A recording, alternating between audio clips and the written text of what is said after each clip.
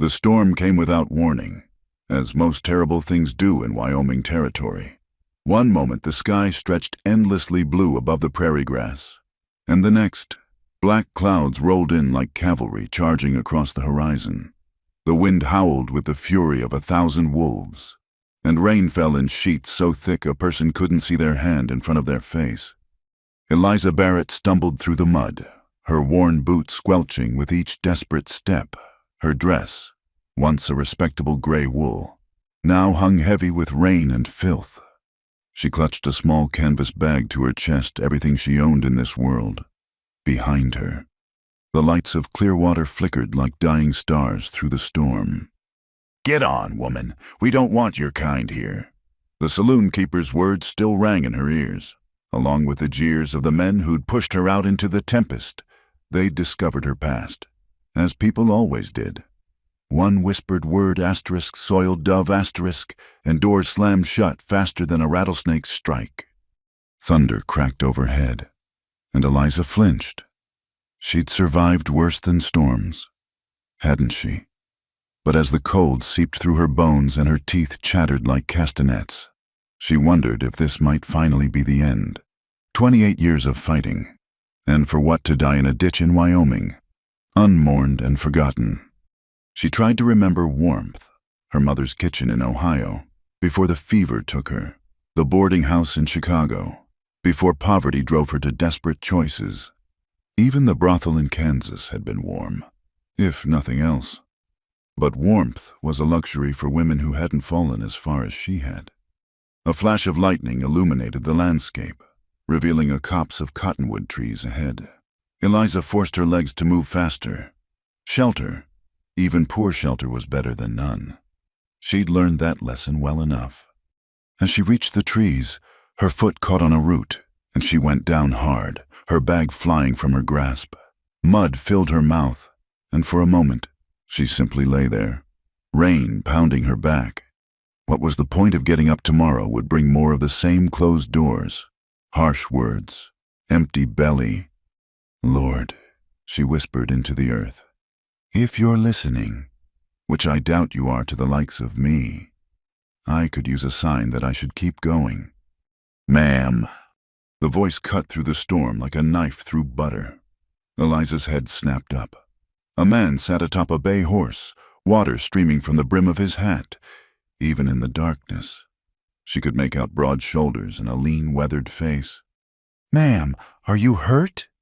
She scrambled to her knees, snatching for her bag. "I'm fine, just passing through." In this storm, he swung down from his horse with the easy grace of a man born to the saddle. "Nearest town is 5 miles back." "I know where town is." She struggled to her feet, swaying slightly. When had she last eaten? Yesterday, the day before. Lightning flashed again, giving her a clear view of his face, somewhere past 30, with lines carved by sun and sorrow. His eyes gray as the storm clouds held a weariness that matched her own. "You running from something or to something?" he asked. "Does it matter?" "Suppose not." He glanced at the sky. "Storm's getting worse. My place isn't far. You can wait it out there." Eliza almost laughed. She'd heard that offer before, knew what men usually wanted in exchange for shelter. But something in his voice, in the way he kept a respectful distance, made her hesitate. "I don't need charity," she said. "Didn't offer charity. Offered a roof." He picked up her bag, and she noticed how gently he handled it, as if understanding it contained precious things. "Name's Jedediah Cross. Folks call me Jed." "Eliza Barrett." He nodded, then gestured to his horse. "Can you ride?" "I can walk." "Not in this. You can't. Storm's about to get meaner than a stepped-on rattler." As if to prove his point, hail began to fall, ice pellets stinging exposed skin. Eliza wavered. Pride was a luxury she couldn't afford. Not anymore. "All right," she said quietly. Jed helped her mount, his touch impersonal but careful. He swung up behind her, reaching around to take the reins. She tried to hold herself stiff, away from him, but exhaustion won. She sagged back against his chest, feeling the solid warmth of him through wet clothes. They rode in silence except for the storm's fury. The horse picked its way surely through the darkness, and Eliza wondered how many times it had made this journey. She dozed fitfully, jerking awake each time thunder boomed. "Easy," Jed murmured. Almost there. There turned out to be a modest cabin nestled against a hillside, light glowing warm in 2 windows. A barn stood nearby, and Eliza could make out a garden plot, though nothing grew there this late in the year. Jed dismounted and helped her down. Her legs nearly buckled, but he steadied her with a hand on her elbow. "Let's get you inside," he said. "Then I'll see to Banner here." The cabin door opened before they reached it. A small figure stood silhouetted against the light, a girl of perhaps 6, with dark hair in 2 neat braids. "Papa, who's that?" "Someone who needs to get out of the storm. Claire, same as any Christian would help." Jed's voice held a note of warning. "Go wake your sister. Tell her we have company." Claire's eyes narrowed as she studied Eliza, and in that look was a wariness too old for her years. But she stepped aside, allowing them entry. The cabin's warmth hit Eliza like a physical blow. She swayed, and Jed guided her to a chair near the stone fireplace. "Claire, fetch some towels and the spare blanket," he instructed, "and put the kettle on." The girl obeyed without argument, though her gaze never left Eliza. A smaller child appeared from what must be a bedroom, rubbing sleep from her eyes, 3, maybe 4 years old, with the same dark hair as her sister but worn loose around her shoulders. "Emma, come here," Claire said sharply. The little one shuffled over, thumb finding its way to her mouth. Jed knelt by the fire, adding wood. "I need to tend to the horse. Claire, you remember what your mother taught you about hospitality?" Something flickered across the girl's face pane, quickly hidden. "Yes, Papa." "Good. I'll be back directly." He left, and Eliza found herself alone with 2 children who stared at her like she might sprout horns at any moment. Claire handed her a towel with obvious reluctance. "Thank you," Eliza said softly. "Papa says we have to be kind to strangers," Claire announced. "Mama used to say the same." "Used to?" The words hung in the air like smoke. Eliza looked around the cabin with new eyes, noting the touches that spoke of a woman's hand, gingham curtains, now faded. A sampler on the wall with careful stitching, dried flowers in a blue pitcher, but dust gathered in corners, and the curtains needed mending. "How long has your mama been gone?" Eliza asked gently. 6 months. Claire's chin lifted. "Papa says she's with the angels now." Emma's thumb popped out of her mouth. "Mama coming back?" "No, Emma, I told you." Claire's voice held a forced patience. "Remember, we put flowers on her grave." The little girl's face crumpled, and Eliza's heart twisted. She knew that lost look, remembered her own confusion when death first touched her life. "Would you like to hear a story?" Eliza offered impulsively. "While we wait for the kettle." Emma brightened slightly, but Claire frowned. "What kind of story?" "Oh, any kind you like. Happy ones, exciting ones. When I was little, my mother used to tell me about a princess who lived in a castle made entirely of flowers." "That's silly," Claire said, but Emma crept closer. "Perhaps, but on nights like this, when the storm is raging, sometimes silly stories are just what we need." By the time Jed returned, Eliza had both girls seated near her chair, Emma on the floor leaning against her knee while she wove tales of flower castles and brave knights. Even Claire had lost some of her suspicious look. Jed paused in the doorway, water dripping from his coat.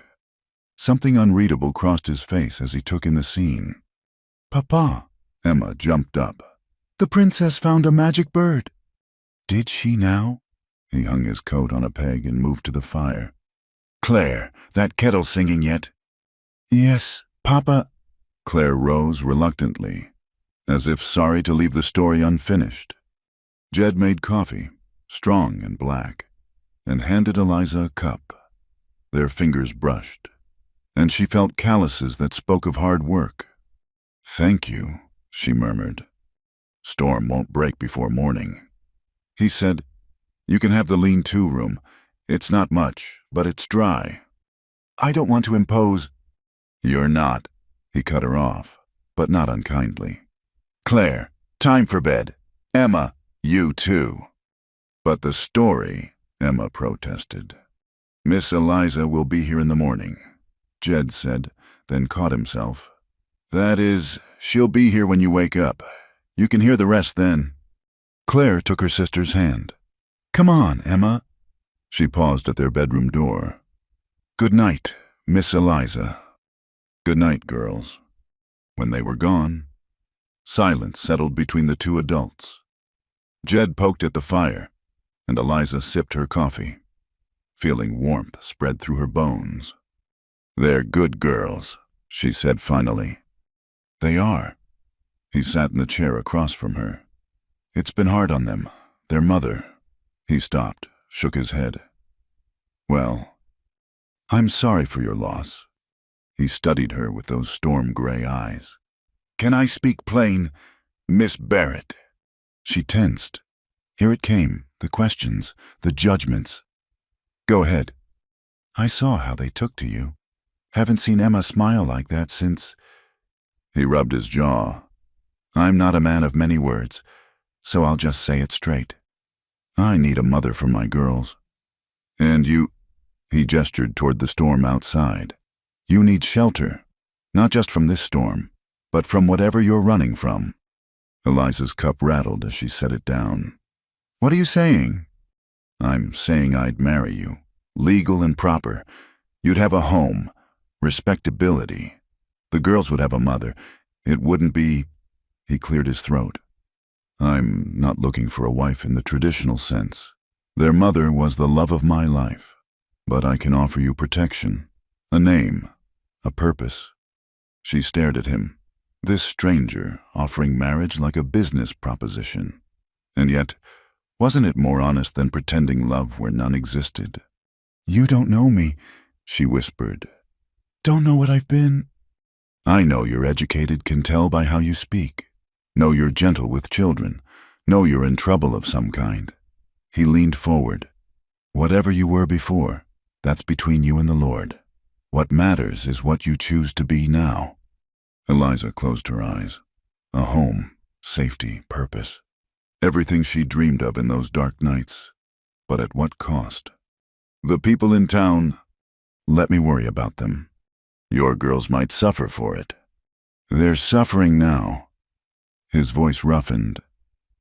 "Emma barely speaks anymore. Claire's trying to be mother and sister both. They need more than I can give them." The fire crackled, and outside, the storm raged on.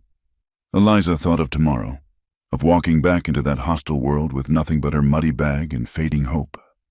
Then she thought of Emma's weight against her knee, of Claire's grudging interest in the flower castle. "Can I have time to think?" she asked. "Of course. Like I said, storm won't break before morning." He stood. "I'll show you to your room."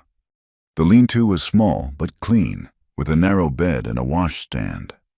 Jed lit a candle and set it on the windowsill. "There's water in the pitcher. Privy's out back, but I wouldn't venture there tonight." He paused at the door. "Whatever you decide come morning, you're safe here tonight. You have my word on that." He left, and Eliza sank onto the bed.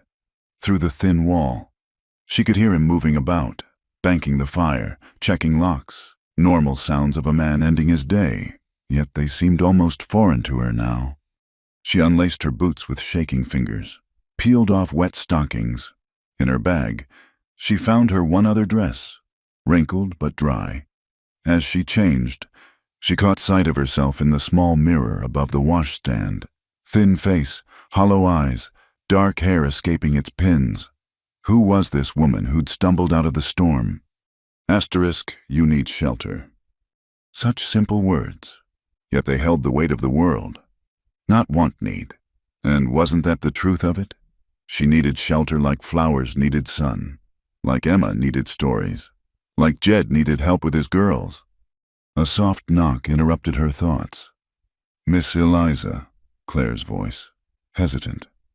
"Yes. Emma can't sleep. She wants to know if the princess found her way home." Eliza opened the door. Claire stood in her nightgown, bare feet cold on the floor. "Would you like me to come tell her?" Claire nodded. If you don't mind." Eliza followed her to the girls' room, where Emma lay curled in a small bed, eyes wide in the candlelight. "The storm's loud?" Emma whispered. "It is," Eliza agreed, sitting on the edge of the bed. "But you know what? The princess faced storms, too. Terrible ones that tried to blow down her flower castle. What did she do?" She remembered that storms pass. They always do. And in the morning, the sun would shine again, and her flowers would grow even stronger for having weathered the wind and rain. As she spun the story, Emma's eyes grew heavy. Claire climbed into her own bed, listening despite herself. By the time the princess had saved her castle and found her magic bird again, both girls were asleep. Eliza tucked the blanket around Emma's small form, smoothed Claire's hair back from her face. Such simple gestures. Yet they stirred something in her chest she'd thought long dead. Jed stood in the hallway when she emerged. "Thank you," he said quietly. "They're sweet girls. Their mother used to do that, tell them stories when storms came." He looked past her to the sleeping children. "I try, but I don't have the knack for it." They stood there, two damaged souls in a drafty hallway, while outside the world tried to tear itself apart. And in that moment, Eliza felt something shift. Not love, she didn't believe in that anymore, but possibility, the chance to be more than what she'd been. "Mr. Cross," she said softly. "Jed, I don't need until morning. My answer is yes." He turned to look at her fully, and she saw surprise flicker across his weathered features, followed by something that might have been relief. "You're certain. As certain as anyone can be about anything in this life." She met his gaze steadily. "But I need you to know whatever you've guessed about my past. It's probably true. I've done things good women don't do. Been places decent folk don't go, if that changes your mind." "It doesn't." His voice was firm. "We've all got things we'd rather forget. What matters is tomorrow, not yesterday." She wanted to believe him. Oh, how she wanted to believe that tomorrow could be different, that she could wake up as someone new, someone worthy of tucking children into bed and keeping house and being called Mrs., with respect instead of sneers. "When?" she asked. "Soon as the storm breaks. We'll head to town. Judge Hartley can perform the ceremony." He paused. "It should be done proper. Legal. The girls deserve that security." Of course. They stood awkwardly. Two people who just agreed to bind their lives together while standing in a hallway that smelled of smoke and rain. "Well," Jed said finally, "good night, Miss Barrett." "Eliza," she corrected softly. "If we're to be married, you should call me Eliza." Something almost like a smile touched his mouth. "Good night, Eliza." Morning came with pale light filtering through frost-etched windows. Eliza woke disoriented, the narrow bed unfamiliar beneath her. For a moment, she couldn't place the quiet, no shouting from the streets, no banging doors, no drunken laughter, just the soft whisper of wind and the distant lowing of cattle. Then memory flooded back. The storm, the rescue, the proposal. She sat up quickly, heart hammering. What had she done? In the cold light of day, agreeing to marry a stranger seemed like madness. Yet, even as panic clawed at her throat, she remembered Emma's small weight against her knee, Claire's careful attention to her stories. A soft knock interrupted her spiraling thoughts. "Miss Eliza, Papa says breakfast is ready." Claire's voice, still wary but less hostile than last night. Eliza smoothed her hair and straightened her dress, the cleaner one she'd changed into, though it too showed signs of hardware. "I'll be right there." The main room was warm with fire and the smell of coffee and bacon. Jed stood at the stove, his movements efficient as he flipped flapjacks. He'd shaved, she noticed, and wore a clean shirt. The small effort at grooming for their wedding day touched her unexpectedly. "Morning," he said without turning. "Hope you're hungry." "Good morning." She moved uncertainly toward the table where Emma sat swinging her legs, already dressed in a patched blue dress. Miss Liza Emma beamed. "We're having flapjacks." "I see that." Eliza smiled despite her nerves. "Do you like them with syrup?" "Mama used to make berry syrup," Claire said from her place at the table. "But we ran out." An awkward silence fell. Jed set a platter on the table with unnecessary force. "We've got molasses, that'll do fine." They ate quietly. The only sounds Emma's happy humming and the clink of forks on plates.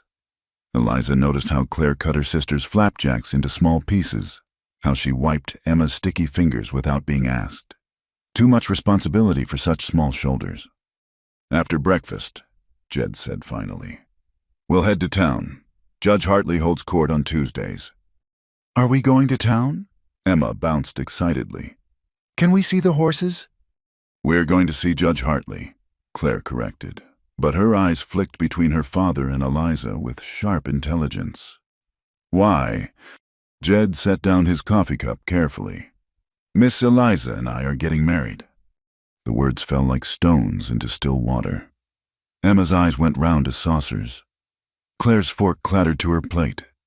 "Married?" Claire's voice rose.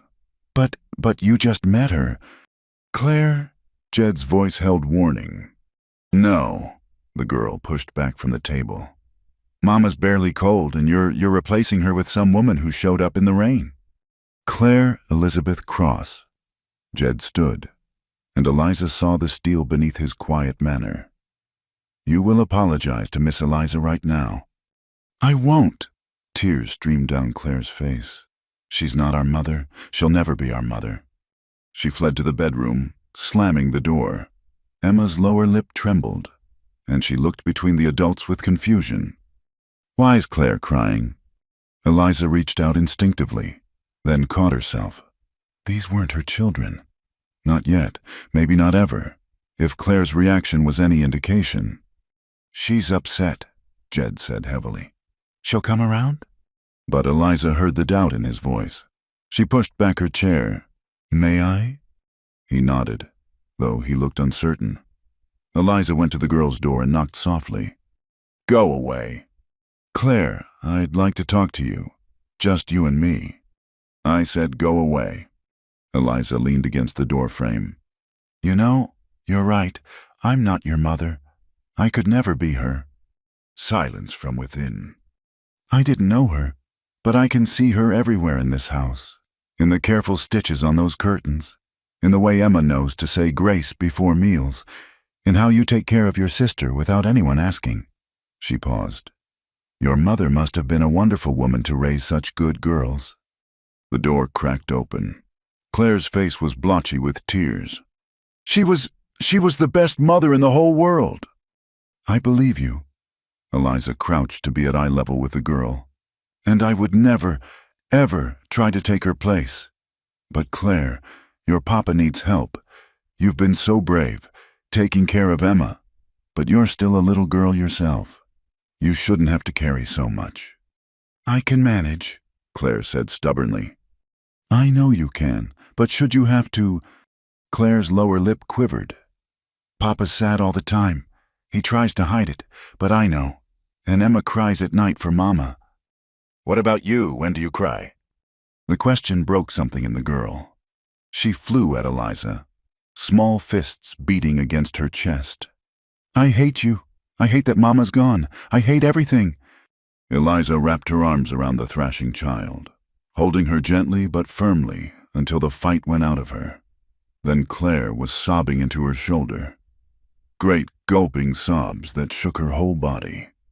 "I know," Eliza murmured. "I know it hurts. It's not fair." They stayed like that until Claire's sobs quieted to hiccups. Finally, the girl pulled back, wiping her nose with her sleeve. "Will you really marry Papa?" "If you'll let me, not to replace your mother." but to help, to make sure you and Emma are taken care of, and maybe to make your papa smile again sometimes. Claire studied her with eyes too knowing for her age. You're running from something. Eliza didn't deny it. Sometimes people need fresh starts. Papa says everyone deserves a second chance. Your papa's a wise man. Claire was quiet for a moment. Then, in a very small voice, will you still tell us stories? Every night, if you want. Even about the Flower Princess. Especially about the Flower Princess. When they emerged, Jed and Emma were washing dishes. Jed looked at his eldest daughter's tear-stained face with concern. You all right, Claire Bear? She nodded and went to hug his waist. I'm sorry, Papa. He kissed the top of her head. Nothing to be sorry for. An hour later, they were in the wagon heading to town. Eliza had done her best with her appearance, but she was keenly aware of her travel-worn dress and hastily pinned hair. Beside her on the bench seat, Jed drove in silence, the girls bundled in the back with blankets. The road to Clearwater was muddy from the storm, and the wagon lurched through ruts. As they crested a hill, the town spread before them, a collection of wooden buildings huddled against the vast Wyoming sky. Eliza's stomach clenched. Somewhere down there were the people who'd driven her into the storm. Are you sure about this? Jed asked quietly. Are you? He glanced at her. Asked you first. Despite everything, she almost smiled. I'm sure. All right then. They drove down Main Street, and Eliza kept her eyes forward, though she felt the stares. Whispers followed their wake like ripples on water. She recognized the saloon-keeper sweeping his steps, saw his eyes widen with recognition and something else speculation. The courthouse sat at the end of the street, a two-story building with pretensions of grandeur. Jed helped her down from the wagon, his hand steady on her elbow. Claire, hold Emma's hand, he instructed. Judge Hartley was a round man with mutton chop whiskers and kind eyes behind wire spectacles. He looked up from his papers as they entered. Jed Cross, haven't seen you in town for weeks. His gaze moved to Eliza, curious but not unkind. What can I do for you? Need you to perform a marriage. Amos. The judge's eyebrows rose. Marriage well now. He stood, studying their small group. And who's the bride? Miss Eliza Barrett. Jed's voice was steady. Eliza, this is Judge Amos Hartley.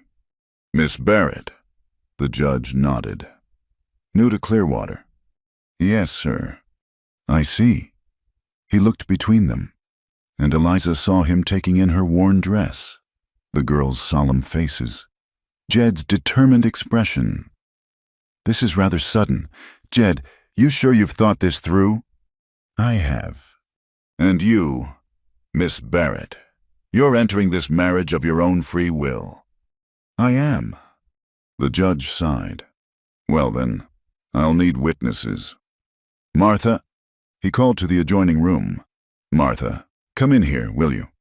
A woman appeared, flour still dusting her hands. The judge's wife, clearly interrupted in her baking. Her eyes were less kind than her husband's as they swept over Eliza. We need a witness for a wedding, the judge explained. A wedding? Martha Hartley's voice sharpened. Jed Cross, what are you thinking Sarah's barely... Martha? The judge's voice held gentle warning. That's not our business. She pressed her lips together but nodded. Very well. They arranged themselves before the judge's desk. Eliza was acutely aware of everything, the musty smell of law books, dust motes dancing in sunlight, Emma fidgeting beside Claire, Jed's solid presence beside her. Do you have a ring? Judge Hartley asked. Jed shifted. I didn't think... I have one, Eliza said quietly. From her bag, she produced a thin gold band. It was my mother's. Jed looked at her with surprise. She'd kept it through everything, this last link to the woman she'd been before. Now she offered it for this strange new union. That'll do. The judge said, Now then, Jedediah Cross, Do you take this woman to be your lawfully wedded wife, to have and to hold, in sickness and in health, for richer or poorer, as long as you both shall live? I do. Eliza Barrett, do you take this man to be your lawfully wedded husband, to have and to hold, in sickness and in health, for richer or poorer, as long as you both shall live? The words seemed to echo in the small room. Eliza thought of all the dreams she'd once had of wedding days, of lace and flowers and love eternal. This was none of that. This was necessity dressed in legal words. I do. The ring, please. Jed took the thin band, his fingers surprisingly gentle. With this ring, I thee wed. He slipped it onto her finger, and it fit as if made for her. By the power vested in me by Wyoming Territory, I pronounce you man and wife. Judge Hartley paused. You may kiss your bride. Jed. They looked at each other, two strangers now bound by law. Jed leaned in and brushed his lips against her cheek, the barest whisper of contact. Congratulations, the judge said, though his voice lacked enthusiasm. Martha will file the papers. That'll be $2. Jed paid, and they signed the register. Eliza's hand shook slightly as she wrote Eliza Cross for the first time. Outside, the sun had broken through the clouds, making the muddy street gleam. People still stared, but now, with added interest, news would travel fast. Papa, Claire tugged at Jed's coat. Is Miss Eliza our mama now? She's your stepmother, Jed said carefully. You can call her whatever feels right. Emma looked up at Eliza with those big brown eyes. Can I call you Mama Liza? The name hit Eliza like a physical blow. Such innocence in the question, such trust. If you'd like to, sweetheart. What about you, Claire? Jed asked. Claire considered. I'll call her Miss Eliza for now. That's fine, Eliza said quickly. Whatever you're comfortable with. They made a few stops, the general store for supplies, the feed store for grain. Everywhere. Eliza felt the weight of stares and whispers. She heard fragments, that woman from the storm. Working at Madame Violet's in Kansas. Poor Sarah, barely cold. Jed seemed oblivious, or perhaps just determined to ignore it. He introduced her simply as my wife, Eliza, and conducted his business as usual. But Eliza saw the speculation in every face, the judgment already forming. At the general store, Mrs. Pemberton, a sharp-faced woman with iron-gray hair, made a point of snubbing Eliza while fawning over the girls. Poor little lambs, she cooed. Such a tragedy, losing their dear mother so young. Sarah was a saint, an absolute saint. The girls are doing well, Jed said evenly. Eliza's been good with them. Mrs. Pemberton's smile could have curdled milk. I'm sure she has her talents. Eliza's face burned, but she kept her chin high. She'd endured worse. She could endure this. The ride home was quiet. Emma dozed against Claire, and Jed seemed lost in thought. As they turned up the path to the cabin, Eliza saw it with new eyes. This was her home now. This rough-hewn cabin with its memories of another woman. These children who needed more than she might be able to give. This man who'd offered her shelter but not love. I'll show you where things are, Jed said as he unhitched the horses. Sarah kept everything just so. I've tried to maintain it, but... I'll learn, Eliza said. Inside, he walked her through the house properly. The kitchen cupboards with their neat labels and feminine handwriting. The root cellar with preserves put up in better times. The girls' room with its handmade quilts. And finally, the main bedroom. Jed paused at the threshold. You can have it. I'll take the lean-to. That's not necessary, Eliza said, though her pulse quickened. I'm fine where I am. Relief flickered across his face. All right then, for now. For now, the words hung between them, acknowledging all the things they hadn't discussed, might never discuss. That evening, Eliza made her first meal as mistress of the house. She found Sarah's recipes written in a careful hand, notes in the margins about what the girls liked. Claire won't eat carrots unless they're honeyed. One note read, Emma loves biscuits cut in shapes. She made a simple stew with biscuits. Nothing fancy, but filling. The girls watched her work with solemn eyes, and she felt the weight of comparison. How many times had they watched their mother in this same kitchen, different from how Mama made them? Claire observed when she tasted the stew. Everything's different now, Emma added matter-of-factly. Jed looked like he might say something, then just applied himself to his meal. The silence stretched, broken only by the clink of spoons. After dinner, Eliza found the blue china pitcher filled with dried flowers. She touched one gently, and it crumbled beneath her fingers. Sarah picked those last summer, Jed said from behind her. Morning glories. They grew wild by the creek. They're beautiful. Were. He moved past her to bank the fire. Most beautiful things don't last. Later, after the girls were asleep, Emma had indeed requested the Flower Princess story. Eliza sat by the dying fire, while Jed worked on a harness that needed mending. The domestic scene felt surreal, like she was playing a role in someone else's life. Thank you, she said suddenly. He looked up from his work. For what? For this chance. For not asking questions. For... She gestured helplessly. Everything. We're both getting something we need, he said pragmatically. No thanks necessary. But she heard what he didn't say, that need wasn't want, that necessity wasn't love. Still, as she looked around the small cabin with its memories and possibilities, she thought maybe it could be enough. Maybe from this strange, sudden marriage, something good could grow. I'll do right by them, she promised. By all of you. He met her eyes then, and she saw a flicker of something hope, perhaps, or just weary acceptance. I know you will, he said simply, and returned to his mending. Outside, wind whispered through the cottonwoods, gentler now than last night's storm, and in the small cabin beside the creek, two damaged souls began the slow work of building something new from the ruins of what had been. 2 weeks had passed since the hasty wedding, and Eliza had fallen into the rhythm of the Cross household like a hand sliding into a worn glove. Each morning she rose before dawn to start the fire and begin breakfast. Each night she told stories to the girls before tucking them into bed. The days between filled themselves with washing, mending, cooking, and the 100 small tasks that kept a frontier home running. But it was the quiet moments that caught her off guard. Emma climbing into her lap without invitation. Claire asking for help with her letters. Jed's approving nod when he tasted her cornbread. These small acceptances felt like gifts she didn't deserve.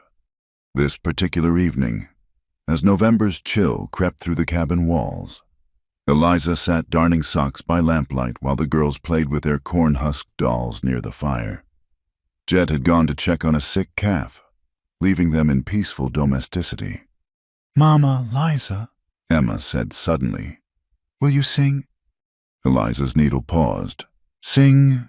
Mama used to sing while she sewed, Claire explained, not looking up from her doll.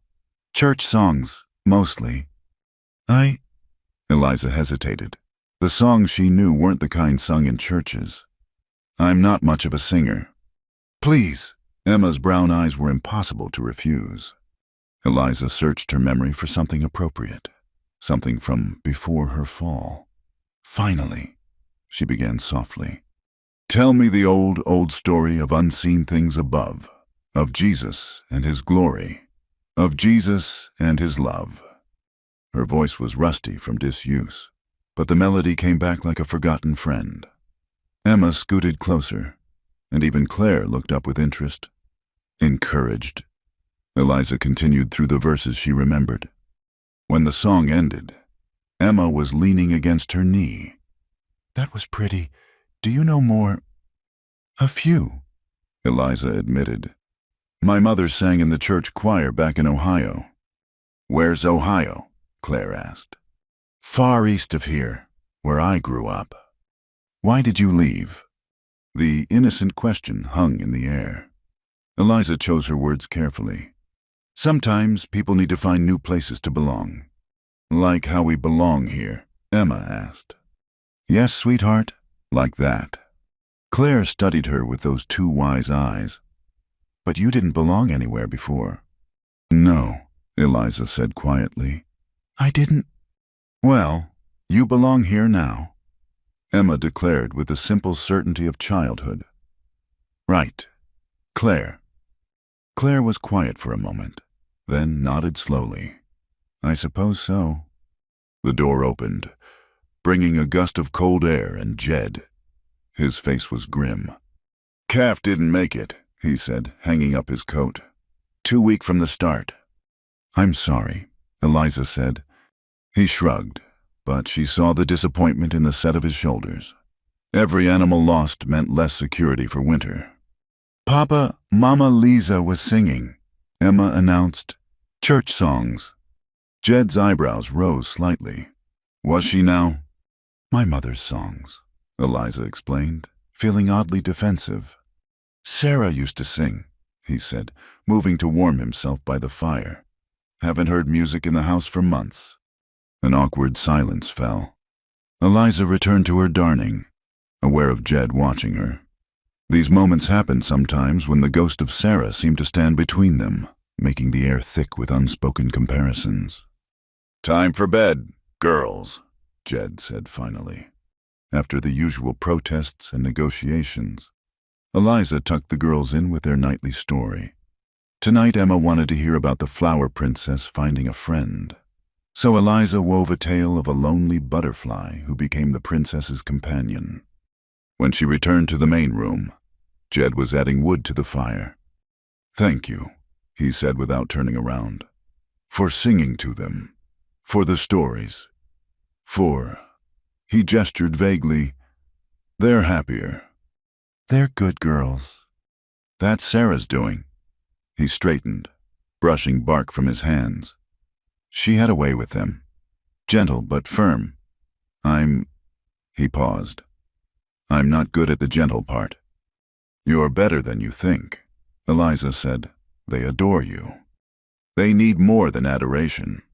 He moved to his chair, picking up the harness he'd been mending for days. "There's something I should tell you about Sarah." Eliza set down her darning, sensing the weight of what was coming. After Emma was born, Sarah changed. She'd always been delicate, but it got worse. Some days she couldn't get out of bed. Some days she'd cry for hours. He worked the leather with unnecessary force. "Doc Morrison said it happened sometimes after childbirth, said it would pass. But it didn't." "No. Oh, she'd have good spells. Days when she'd sing and bake and be the Sarah I married. But the dark times always came back." He set down the harness. "The day she died, she'd been having a good week. Decided to take the girls berry picking by the creek. Water was high from spring melt, but she insisted they'd be careful." Eliza's heart clenched, already knowing where this led. Emma slipped on the bank. Sarah went in after her. His voice was flat, emotionless. "Got Emma to safety, but couldn't pull herself out. Current was too strong." "Oh, Jed." Claire saw it all.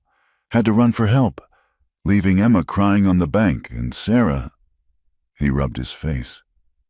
"By the time I got there, it was too late." Now Claire's old eyes made sense, and Emma's clinging, and the way Jed held himself apart from everyone like touching might break something. "It wasn't your fault," Eliza said softly. "Wasn't it? I knew she wasn't well. Should have been watching closer. Should have..." He shook his head. "Should have done a lot of things different." They sat in silence, the fire crackling between them. Finally, Eliza spoke. "My mother died when I was 15. Fever took her quick. But those last days..." She drew a shaky breath. "I spent years thinking of what I should have done different. Got her to a better doctor. Worked harder so she didn't have to take in so much washing. Prayed better. Something. She met his eyes. But death comes when it comes. All we can do is live with what's left. And what was left for you?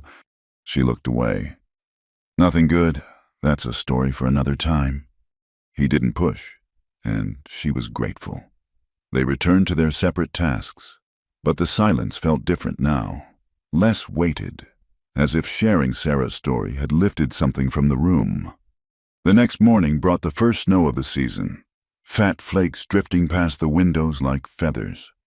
Emma pressed her nose to the glass, breath fogging the pain. Snow, Claire, it's snowing. I can see that, Claire said, but she joined her sister at the window. Can we play in it? Emma turned pleading eyes to Eliza. Please, Mama, Liza. After chores and lessons, Eliza said, then caught herself. That is, if your father agrees. Jed looked up from his coffee. Don't see why not, if they bundle up proper. The morning passed slowly for the girls, eager as they were for snow play. Eliza worked with them on their letters and numbers, another thing Sarah had done that she was trying to continue. Claire was quick and eager to learn, while Emma struggled to sit still long enough to practice her letters. Finally, chores complete. Eliza bundled them in coats and scarves and mittens. Claire helped Emma with her buttons, and Eliza felt that familiar tug at her heart. These moments of sisterly care never failed to move her. Outside, the world had transformed. Snow blanketed the rough edges of the frontier, making everything soft and new. The girls immediately began gathering snow for a snowman while Eliza watched from the porch. Push it like this, Emma, Claire instructed, demonstrating how to roll a snowball. See, it gets bigger. Emma tried to imitate her sister, but ended up falling face first in a drift, instead of crying. She came up laughing, snow clinging to her eyelashes. I'm a snow princess, she declared. You're a snow mess, Claire corrected. But she was smiling. Eliza found herself smiling too, then noticed Jed had joined her on the porch. He stood close enough that she could smell the leather and wood smoke scent of him. Haven't seen them play like this in months, he said quietly. Children are resilient. More than their parents. Sometimes. He paused. I've been thinking, that patch of ground by the creek, where Sarah kept her garden, it's gone to seed, but come spring, he cleared his throat. Well, it's yours if you want it. Eliza turned to look at him. You're giving me Sarah's garden. Giving you a garden, he corrected. Sarah's gone. No point in leaving the ground fallow. It was a practical statement, but Eliza heard the symbolism beneath. New growth from old ground. Fresh starts where endings had been. I'd like that, she said softly. Thank you. He nodded and went back inside, leaving her to watch the girls. They'd abandoned the snowman in favor of making snow angels, their laughter bright against the white world. Mama, Liza, come make angels with us, Emma called. Eliza hesitated. When was the last time she'd played? When was the last time she'd felt carefree enough to fall backward into snow and wave her arms like a child? Go on, Claire urged. There's room. How could she refuse? Eliza stepped into the snow, chose a spot between the girls, and let herself fall backward. The cold shocked through her coat, but she moved her arms and legs obediently, creating wings and skirts in the snow. When they stood to admire their work, 3 angels lay side by side, one large, 2 small, a family of sorts imprinted on the white ground. Mine's the prettiest, Emma declared. They're all pretty, Claire said diplomatically.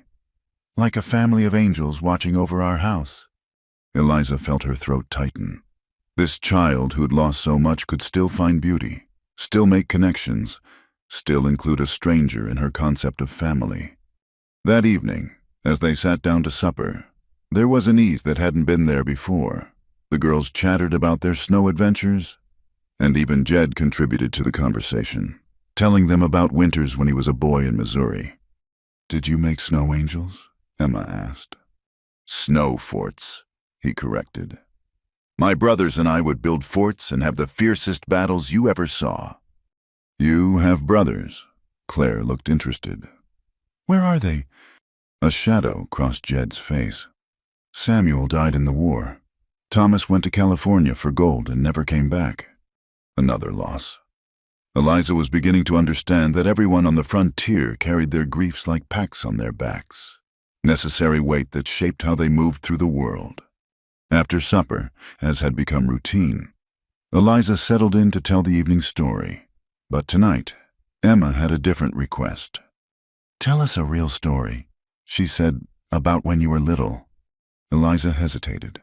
Her childhood stories were few and precious, hoarded against the darker years that followed.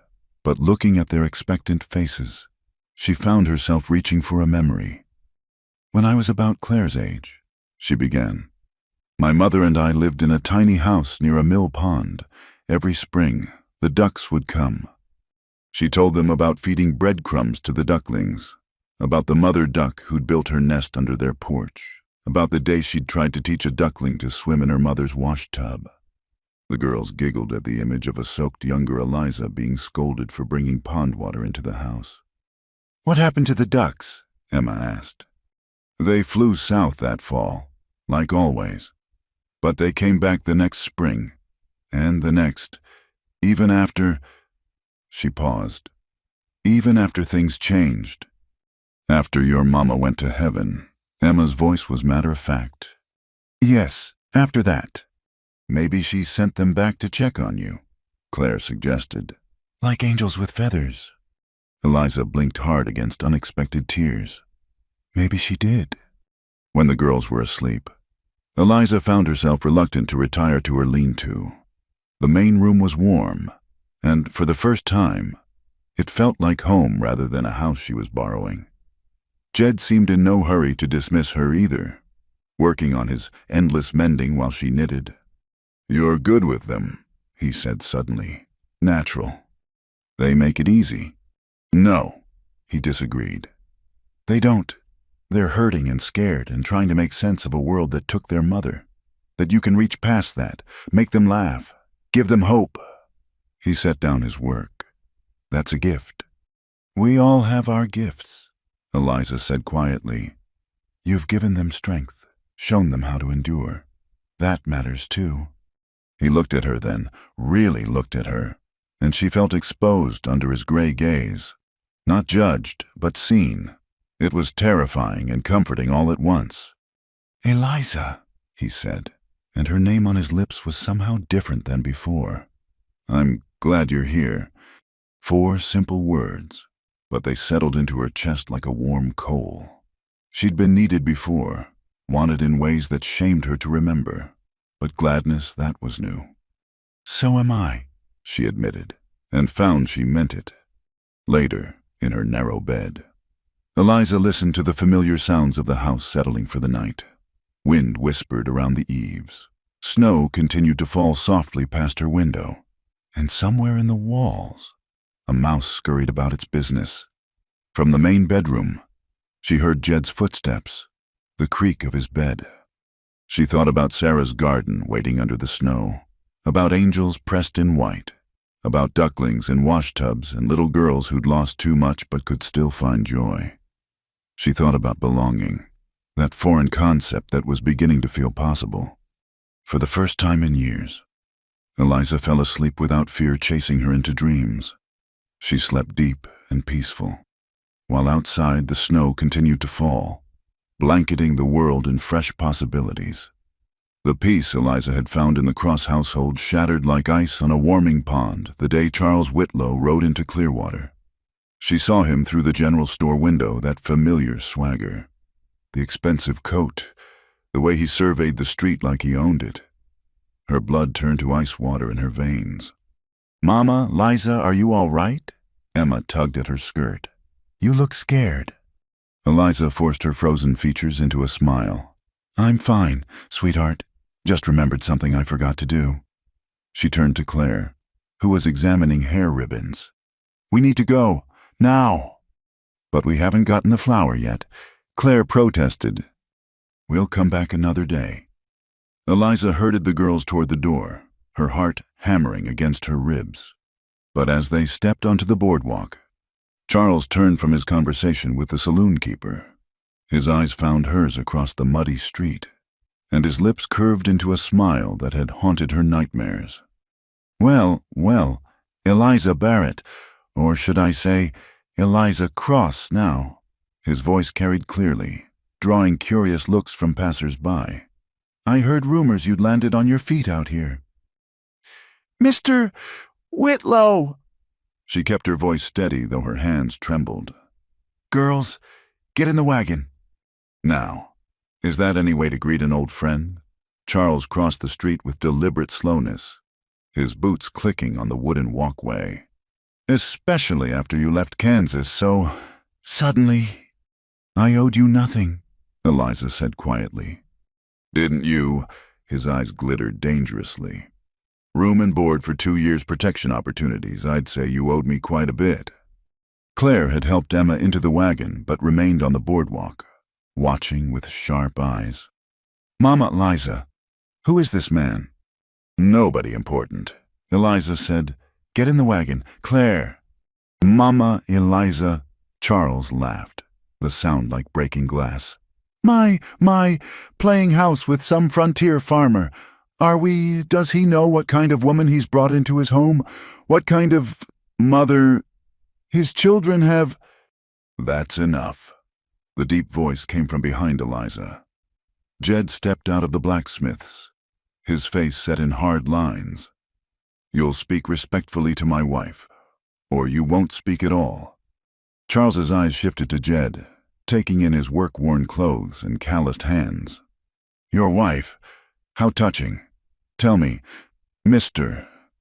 Cross, Jedediah Cross. Tell me, Mr. Cross, did your wife mention her previous employment when you married her, or did she present herself as some poor, virtuous woman in need of rescue? The street had gone quiet.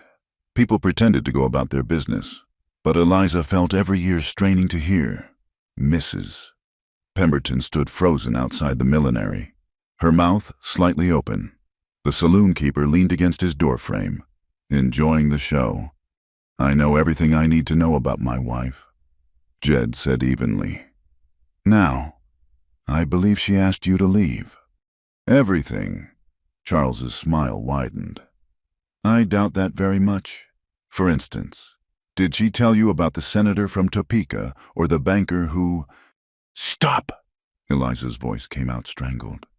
Please, the children... Charles glanced at the wagon where Claire sat rigid, her face pale. Emma had shrunk against her sister, thumb in her mouth. Ah, yes, the children. What a responsibility. Raising young girls, so many dangers in the world, so many influences that could lead them astray. His meaning was clear as poisoned water. Jed stepped forward, and for a moment Eliza thought he might strike Charles, but he simply placed himself between Whitlow and the wagon. You've said your piece, now move along. Of course. I'm staying at the hotel for a few days. Business opportunities in the territory, you understand. Charles tipped his hat mockingly. I'm sure we'll see each other again, Mrs. Cross. We have so much to catch up on. He strolled away, whistling. The moment he turned the corner, the street erupted in whispers. Eliza stood frozen, aware of every stare, every hushed conversation. The life she'd built over the past weeks crumbled around her like sand. Let's go home, Jed said quietly. He helped her into the wagon, his hand steady on her elbow. Claire scooted over to make room, still silent. The ride home stretched endlessly. Emma had fallen asleep against Claire, but the older girl watched Eliza with those two knowing eyes. Jed drove in silence, his jaw tight. When they reached the cabin, he sent the girls inside. Claire, look after your sister. We'll be in directly. Eliza remained on the wagon seat, unable to move. I'm sorry, she whispered. I'm so sorry. I never wanted. I thought I'd left it behind. Who is he? Jed asked. She closed her eyes. Charles Whitlow. He owned the establishment where I worked in Kansas. He considered the women there his property. When I left, he was furious. I took only what was mine, but he saw it as theft. Why did you leave? The question she dreaded. There was a fire. One of the other girls knocked over a lamp. In the chaos, I saw my chance and ran. I'd saved a little money, hidden it away, enough for a train ticket and not much else. She opened her eyes, staring at her hands. I'm not proud of what I was, what I did, but I never lied to you. You knew. I knew you'd had troubles. Jed interrupted. Didn't need the details then. Don't need them now. He paused. But this man being here changes things. The girls. I know. Tears burned her eyes. I'll leave. Tonight, I won't bring shame on them. I won't. You'll do no such thing. His voice was firm. You're my wife. This is your home. We'll handle this. You don't understand. Charles doesn't give up. He'll poison the whole town against me, against you. The girls will suffer. Emma won't understand. But Claire... She thought of the girl's pale face. Claire understands too much already. Jed was quiet for a long moment. Then he climbed down and came around to her side of the wagon. Come inside, Eliza. We'll talk after supper. The girls need to see that we're not rattled. But the girls were already rattled. Claire barely touched her food, and Emma kept asking why the bad man had made Mama Liza sad. Eliza went through the motions of normalcy, serving food, clearing plates, preparing for evening stories. But her hands shook, and her smile felt painted on. When it came time for stories, Emma climbed into Eliza's lap as usual, but Claire hung back. I'm too old for stories, she announced. Claire, Jed began. I said I'm too old. She fled to her room. Emma's lower lip trembled. Did I do something bad? No, sweetheart. Eliza smoothed her hair. Claire's just upset. It happens sometimes. Because of the mean man. Yes. I didn't like him. He made you look the way Papa looks sometimes when he thinks about Mama. She snuggled closer. Will you still tell me about the Flower Princess? So Eliza told the story, though her heart wasn't in it. Emma fell asleep halfway through, and Eliza carried her to bed. Claire lay facing the wall, but Eliza could tell by her breathing she wasn't asleep. Claire, she said softly, would you like to talk? No. Eliza sat on the edge of the bed. I know you're confused, maybe scared. That's all right.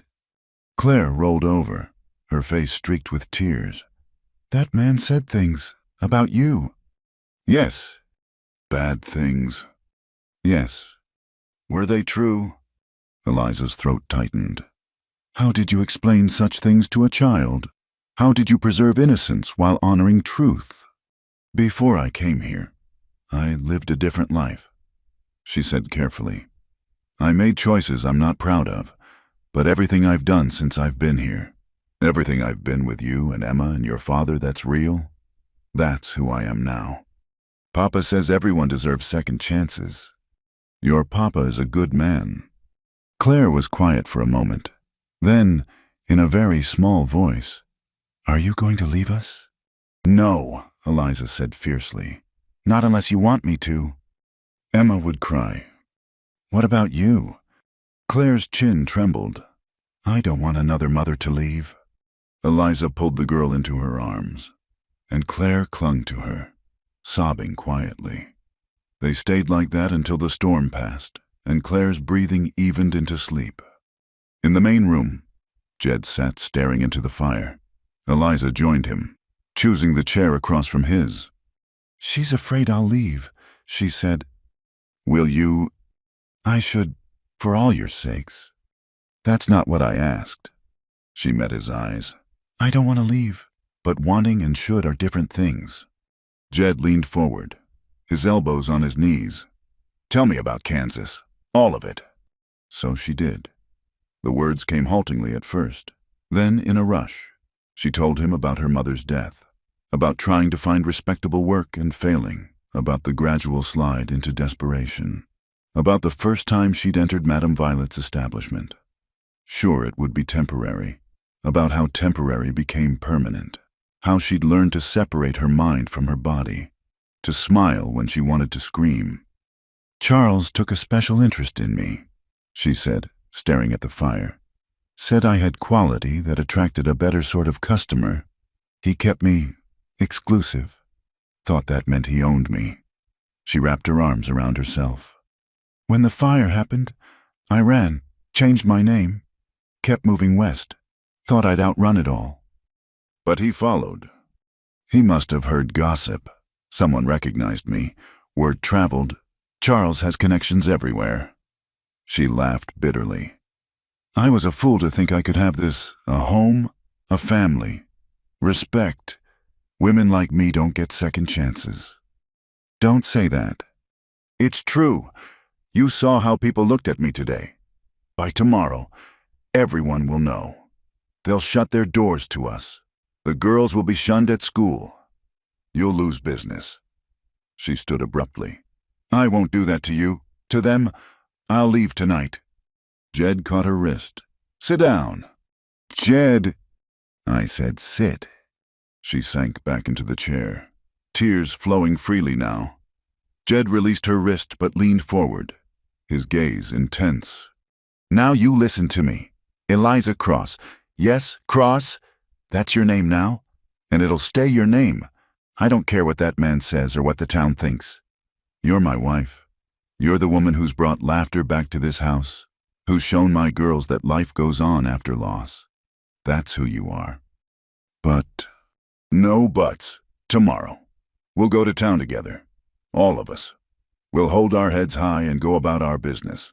If people want to whisper, let them. If they want to judge, that's between them and the Lord." His voice softened. "You're not that woman anymore. Eliza, you're who you choose to be now. And I see who that is. Even if you don't." She covered her face with her hands, overwhelmed. "I don't deserve this kindness." "Maybe not. Maybe I don't deserve it either. But the girls do. They deserve a mother who stays, who fights for them." He paused. "Can you do that? Can you stay and fight?" She lowered her hands, meeting his eyes through her tears. In them, she saw not judgment but determination. Not love, perhaps, but something that might grow into it given time and trust. "Yes," she whispered. "I can fight." "Good." He stood. "Then we face tomorrow together. Charles Whitlow and the gossips be damned." That night, Eliza lay awake listening to the familiar sounds of the house. But tonight, they seemed fragile, threatened by the poison Charles had brought to their doorstep. She thought of Claire's tears, of Emma's confusion, of Jed's unexpected defense. She'd fought for survival before, but fighting for a family, for belonging, for the right to be more than her past that was new territory, frightening territory. But as dawn crept across the sky, Eliza made a decision. She would not run, not this time. Charles Whitlow had taken enough from her.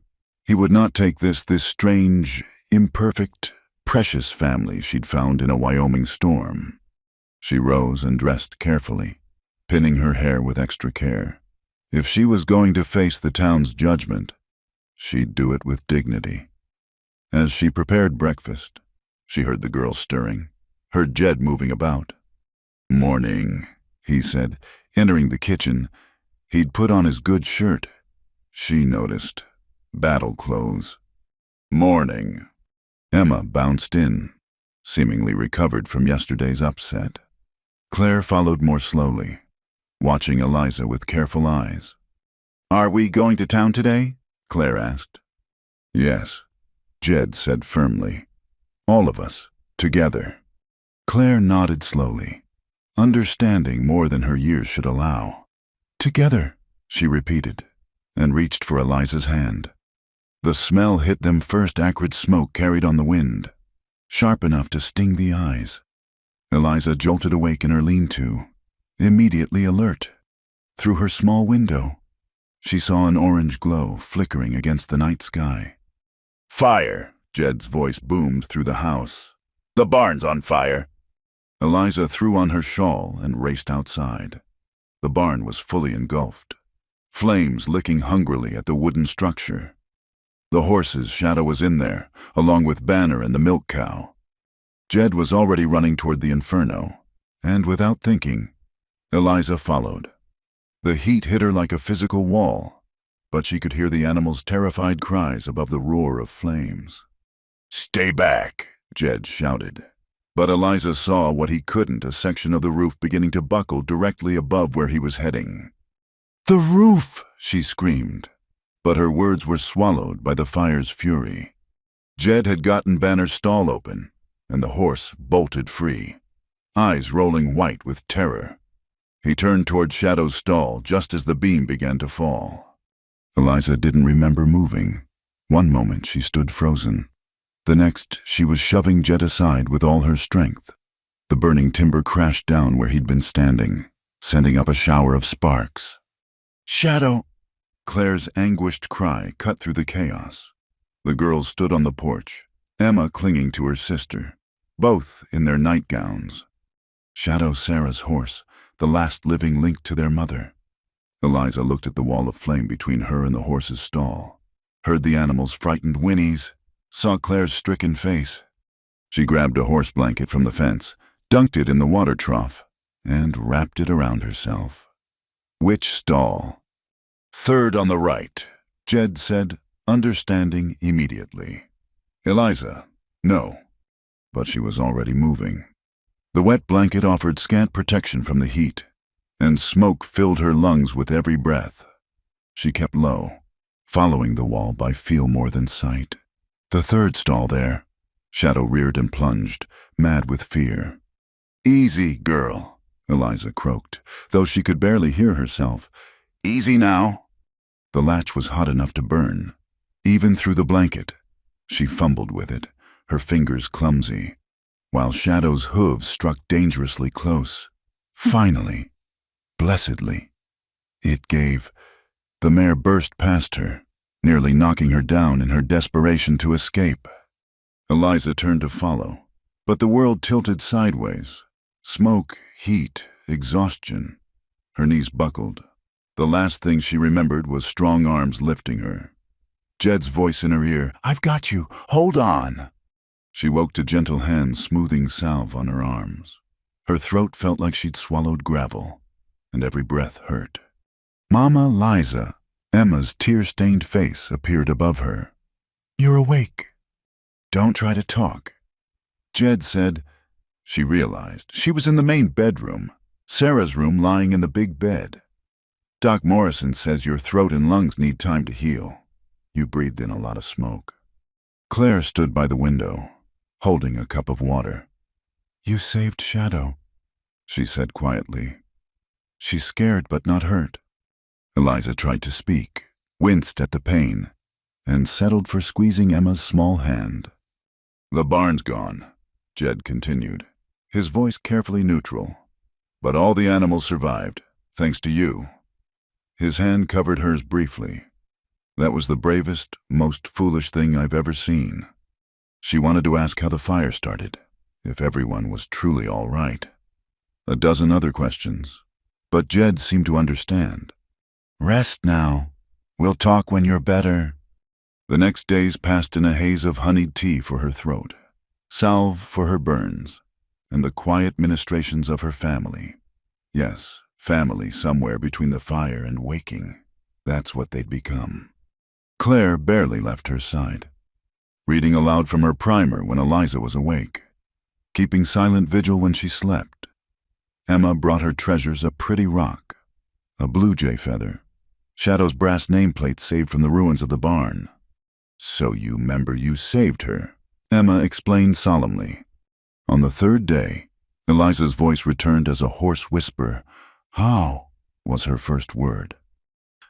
Jed, who'd been mending harness by the window, set down his work. "Someone said it found oil-soaked rags near the back wall."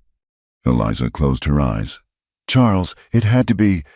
He left town that same night, Jed continued. But not before half of Clearwater saw the fire from their windows. Saw what you did. Probably made it worse. Eliza rasped. More gossip. Maybe, but Mrs. Pemberton brought soup yesterday. Said any woman who'd risk her life for a child's horse couldn't be all bad. A slight smile touched his lips. Coming from her, that's practically a declaration of sainthood. Over the following week, as Eliza slowly recovered, something shifted in Clearwater's perception. The fire had burned away more than the barn it had burned away pretense. Whatever Eliza had been before, she'd proven who she was now. Judge Hartley's wife brought preserves. The school teacher offered to help Claire with her lessons while Eliza recuperated. Even the minister's wife, stern Mrs. Dawson, stopped by with a knitted shawl and gruff words of approval. Takes courage to start over, she said, not quite meeting Eliza's eyes. Takes more courage to stay when trouble comes calling. But it was what happened between Jed and Eliza that marked the deepest change. The careful distance they'd maintained began to close. He sat with her in the evenings, telling stories of his childhood to entertain the girls. She learned he'd wanted to be a teacher before life led him to ranching. He learned she could cipher faster than him and had read every book in her mother's small collection multiple times. One evening, after the girls were abed, he brought her a cup of tea and sat on the edge of the bed. I need to say something, he began. That night, when you went into the fire, I thought I'd lose you. The horse. Forget the horse. His voice was rough. When I carried you out, when you weren't breathing right. He rubbed his face. I realized something. Started as a business arrangement. This marriage. But somewhere along the way, it became more. You became more. Eliza's heart stuttered. Jed, I'm not good with words like this. Sarah used to tease me about it. He met her eyes. But I need you to know, you're not just the girl's mother anymore. You're my wife, in all ways, if you'll have me. She reached out with her bandaged hand, and he took it gently. Are you sure after everything Charles said? Everything you know about me? I know you put yourself between me and a falling beam. I know you walked through fire for a horse that mattered to Claire. I know you sing my daughters to sleep and teach them their letters and make them believe the world's still good even when it's shown them different. His thumb stroked across her knuckles. That's all I need to know. Tears slipped down her cheeks. I never expected, never thought I could have. Have what? Love, she whispered. A real family, a home that's more than just shelter. You have it, he said firmly, if you want it. I want it, she said, tugging him closer. I want all of it. Their first real kiss tasted of smoke and honey tea and new beginnings. It was gentle, careful of her healing state. But it promised more. It promised everything. When Eliza was well enough to get up, they faced the task of rebuilding. The barn was gone, but the community that had once shunned her now rallied around them. Men arrived with lumber and tools. Organized by Judge Hartley, women brought food to feed the workers. Even the saloon keeper donated nails and hardware. Seems I misjudged you, Mrs. Cross, he said gruffly. That fellow Whitlow was no good. Should have seen it sooner. The barn raising became an event. Claire and Emma ran around with the other children, no longer isolated by whispers about their stepmother. Eliza, still moving carefully, helped serve food and water to the workers. As the sun set on the new barn, Jed found her standing where Shadow's stall would be. Regretting the risk, he asked. Never. She leaned into his solid warmth. Though I could have done without the singed hair. He chuckled, pressing a kiss to her temple. It'll grow back, and you're still beautiful. Charmer, she accused, but she was smiling. Papa, Mama, Liza, Emma ran up, grabbing their hands. Come see Claire found where we can put Mama's garden. They followed her to where Claire stood by the creek. The spot was perfect level ground with good sun, close to water. sheltered from the worst winds. Sarah's garden was over there. Claire pointed to a weedy patch. But I thought maybe Mama Liza should have her own spot, for her own flowers. Eliza's throat tightened. Oh, Claire. The girl scuffed her boot in the dirt. You're not trying to be our old mama. You're our new mama. So you should have your own garden. Jed's hand found Eliza's, squeezing gently. What do you think spring will be here before we know it? Eliza looked at her family, her husband, her daughters, her home, beyond them. The new barn stood proud against the sky, built by a community that had chosen to see her for who she was now, not who she'd been. I think, she said slowly, that I'd like to plant roses, yellow ones, like my mother grew, and maybe some vegetables for the table, and flowers for the girls to pick. And the flower princess can visit, Emma added excitedly. Of course, Eliza agreed. Where else would she live but in our garden? As they walked back to the house together, Eliza marveled at the turns life could take. She'd come to this place broken and desperate, seeking only shelter from a storm. She'd found so much more love, purpose, belonging. The past would always be part of her story. Charles Whitlow might even return someday. Though she doubted it, cowards rarely faced those who'd stood up to them. But whatever came, she wouldn't face it alone. That night, as she tucked the girls into bed, Claire asked for a new story. Tell us about the flower princess finding her home, she requested. So Eliza told them about a princess who'd wandered far from her flower castle, lost and afraid. How she'd faced storms and fires and mean wizards who tried to trap her. But in the end, she'd found where she belonged, not in a castle at all, but in a cozy cottage by a creek, with people who loved her for her brave heart and kind spirit. And she stayed there forever? Emma asked sleepily. And she stayed there forever, Eliza confirmed, smoothing quilts and kissing foreheads. In the main room, Jed waited by the fire. Without a word, he held out his hand. She took it, letting him draw her close. No more lean-to, he asked quietly. No more lean-to, she agreed. That night, for the first time, Eliza Cross slept in her husband's arms, in their bed, in their home, outside. The March wind rattled the windows, but inside all was warmth and safety and the promise of spring to come. The flower princess had indeed found her home, at last. Spring had come to Wyoming with its usual fickleness, warm sun one day, frost the next. Eliza knelt in her new garden plot, working compost into the soil, when Claire came running from the house. Mama Liza, there's something in the old wardrobe, something Papa doesn't know about. Eliza sat back on her heels, wiping her dirty hands on her apron. What kind of something? A letter, hidden in the bottom drawer under the paper lining. I was putting away the winter quilts and found it. Eliza's stomach tightened. Sarah's wardrobe had remained largely untouched, its contents too painful for Jed to sort through. Did you read it? Claire shook her head, but her face was troubled. It's addressed to Papa, but it's Mama's writing, and... She held out the envelope with trembling hands. It feels wrong, like it's been hidden on purpose. Eliza took the letter carefully. Sarah's name was written on the back in the same feminine hand that labeled the kitchen cupboards. The envelope was sealed with wax, unbroken. We should give this to your father, Eliza said quietly. What if it's something bad? Claire's voice was small. What if it makes him sad again? Eliza pulled the girl close. Secrets have a way of hurting more than truth. Sweetheart, whatever's in this letter, your papa deserves to know. They found Jed in the new barn, checking on a calf born that morning. His face lit up when he saw them, then sobered at their serious expressions. What's wrong? Eliza held out the letter. Claire found this. It's from Sarah. The color drained from his face.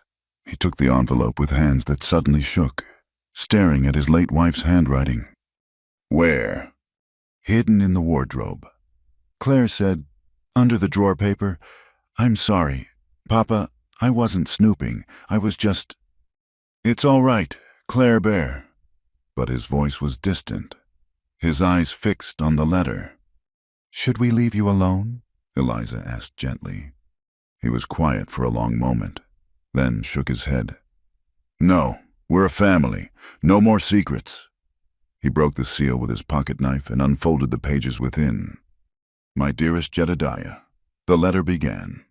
If you are reading this, then I am gone, and you have found the courage to go through my things. I pray it has been long enough that the sharpest edge of grief has dulled, though knowing your faithful heart, I doubt it ever fully will. There are things I need to tell you, things I could never say aloud. Doctor, Morrison calls it melancholia, this darkness that has haunted me since Emma's birth. But it runs deeper than that. My love, my mother suffered the same affliction after my youngest brother was born. She spent her final years in a sanitarium, lost to us long before death claimed her. I fear the same fate awaits me. Each day is harder than the last. I smile for you, for our precious girls, but inside I am drowning. The simplest tasks feel like mountains. Joy, when it comes, is fleeting as morning dew. You must understand my love for you and our daughters is the only truth that remains constant in my confusion. Yet, sometimes, in my darkest moments, I wonder if you would all be better without me. These thoughts terrify me. Jed, they are not who I am, not who I want to be, but they come unbidden like wolves in the night. I write this letter on one of my good days, when the sun seems brighter and I can remember what hope feels like. I hide it away because I cannot bear for you to know the depth of my struggle while I still draw breath. You would try to fix it, as you fix everything else, but some breaks cannot be mended by loving hands. If God is merciful, I will recover. I will find this letter years from now and burn it, laughing at my own dramatics. But if the darkness takes me, if I am not strong enough to stay afloat, please know it was never about you. You have been the best husband a woman could ask for. You gave me love, laughter, 2 beautiful daughters, and a life I cherished even when I could not fully embrace it. Take care of our girls, my love. Claire is strong like you, but she feels deeply. Do not let her build walls too high. Emma is all sunshine now, but watch for shadows. This affliction may run in blood as well as circumstance. And Jed, my stubborn, faithful man, do not close your heart. Find someone who can give our girls the mother I could not fully be, someone who can give you the partnership you deserve. Do not mourn me into your own darkness. That is not what I want for you. All my love, always. Sarah. The letter trembled in Jed's hands. Claire pressed close to his side, tears streaming down her face. Somewhere during the reading, Emma had appeared, drawn by the serious voices. She clung to Eliza's skirts, not understanding but sensing the grief. Papa, Claire whispered. Was Mama? Was she going to leave us? No. Jed's voice was rough. No, sweetheart. She was sick, in her mind and heart. She loved us, but she was fighting battles we couldn't see. The day at the creek, Claire said suddenly. She seemed so happy. We were laughing, picking berries. Then Emma slipped and her voice broke. Do you think did she let go on purpose? We'll never know, Jed said honestly. And it doesn't matter.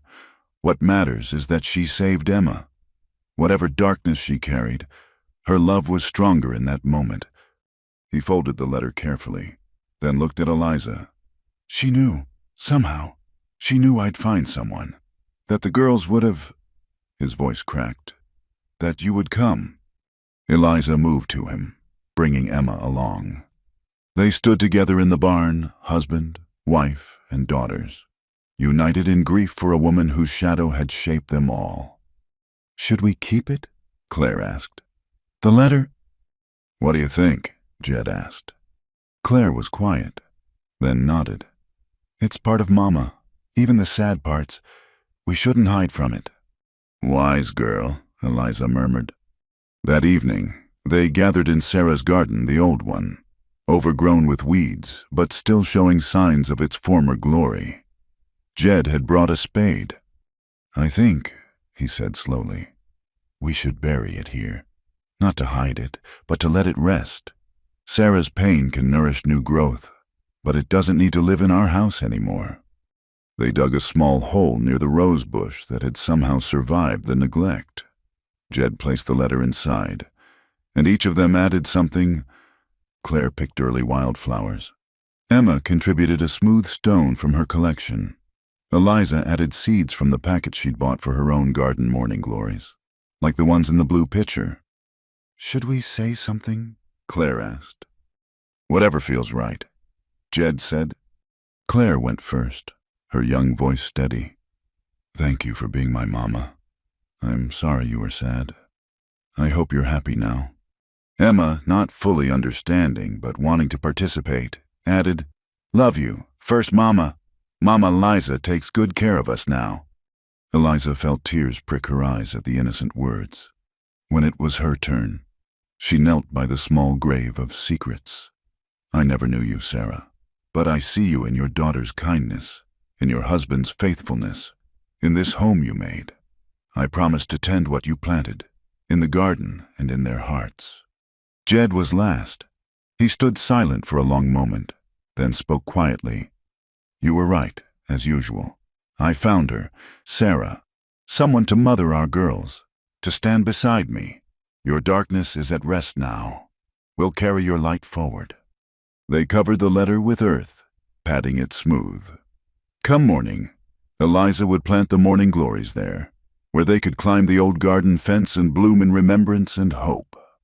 As they walked back to the house, Emma between them holding both parents' hands, Claire asked, "Does everyone have darkness inside them?" "Most folks have some shadows," Jed answered carefully. "The trick is not letting them grow bigger than your light." "Mama Liza had darkness too," Claire observed. "From before, but she didn't let it win." Eliza squeezed the girl's shoulder.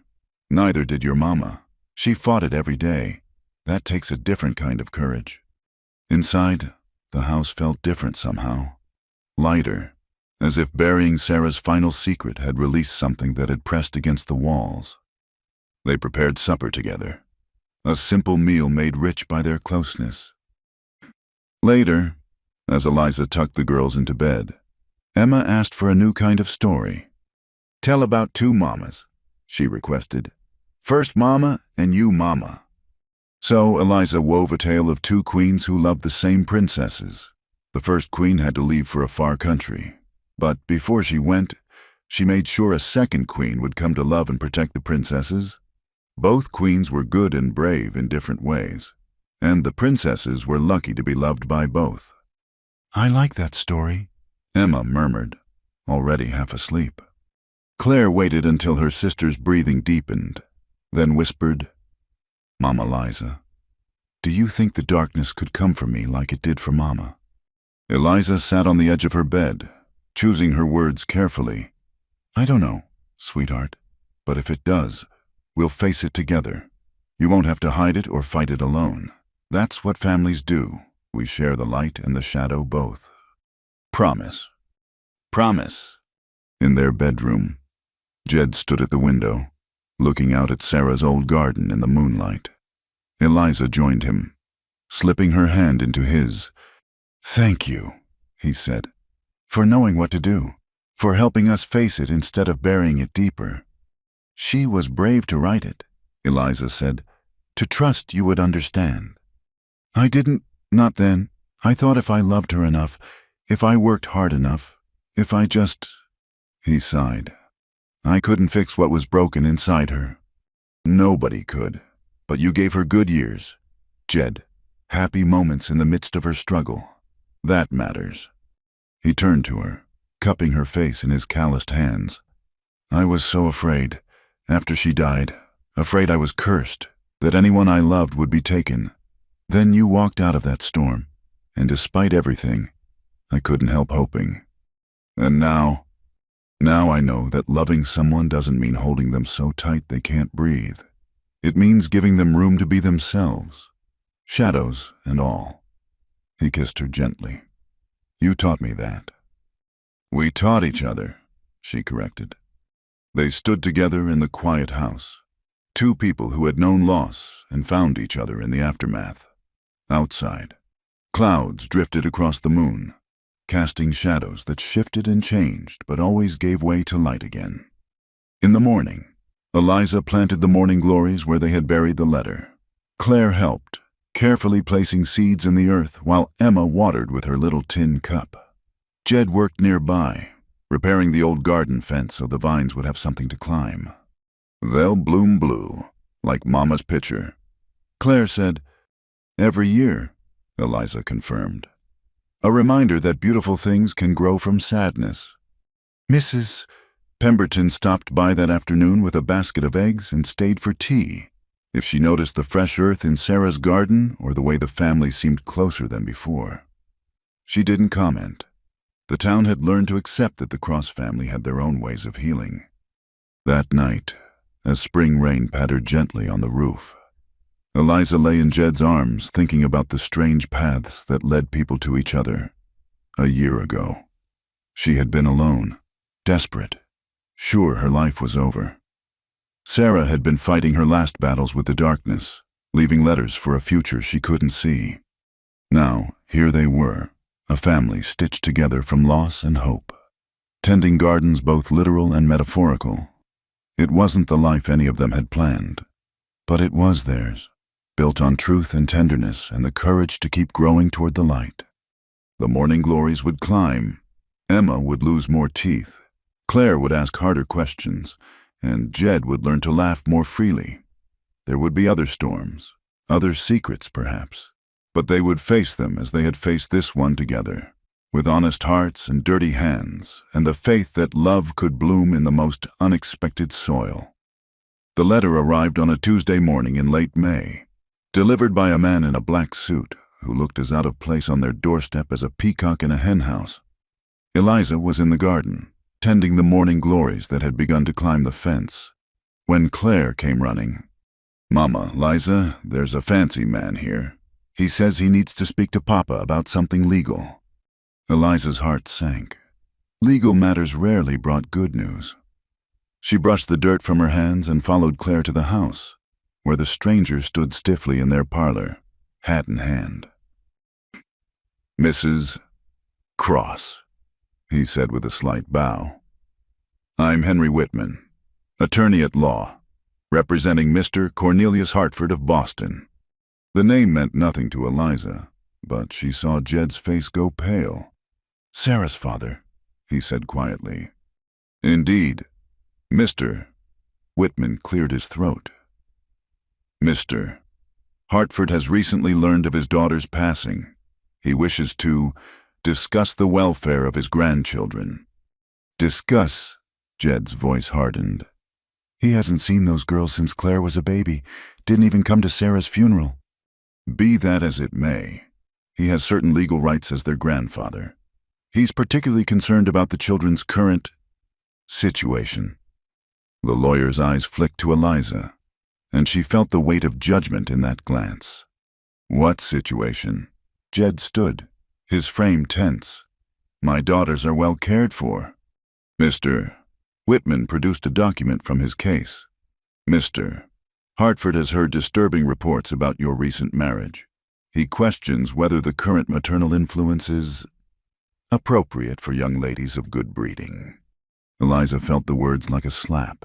Charles Whitlow's poison had reached all the way to Boston. Furthermore, the lawyer continued, Mr. Hartford is prepared to petition for custody unless certain conditions are met. Conditions, Jed's fists clenched.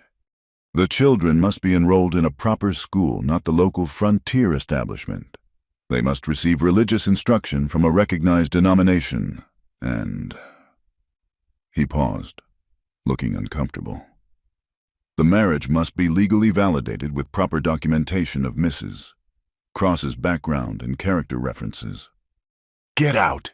Jed's voice was deadly quiet. Get off my land! Mr. Cross, I advise you to consider. I said get out. Mr. Whitman gathered his papers hastily. You have 30 days to respond. Mr. Hartford's offer remains open. He's willing to provide for the children's education and future if you'll agree to his terms. Good day. After he left, the silence in the house was deafening. Emma appeared from her hiding spot behind the stairs, eyes wide. Papa, is someone going to take us away? No, sweetheart. But Eliza heard the uncertainty in Jed's voice. That evening, after the girls were in bed, Jed and Eliza sat at the kitchen table with the legal documents spread before them. He can't just take them. Eliza said, can he? Sarah came from money. Jed said wearily. Her father's a judge in Boston, has connections, influence. When Sarah married me, he cut her off. Said she was throwing her life away on a frontier farmer. He rubbed his face. I thought we were free of him. What about Sarah's letter? She wanted you to remarry, to find someone for the girls. You think that'll matter to a judge, especially when they learn about your past? Jed's voice cracked. God, Eliza, I'm sorry. I've brought this down on you. Stop that! She reached across the table, gripping his hands. We're in this together. Remember, for better or worse. The girls are ours, both of ours, and we're going to fight for them. The next morning, Eliza put on her best dress, the blue one she'd bought with egg money, and pinned her hair carefully. I'm going to town, she announced at breakfast. Why? Claire asked, instantly alert to the tension. To see some friends about some papers we need. Eliza kept her voice light.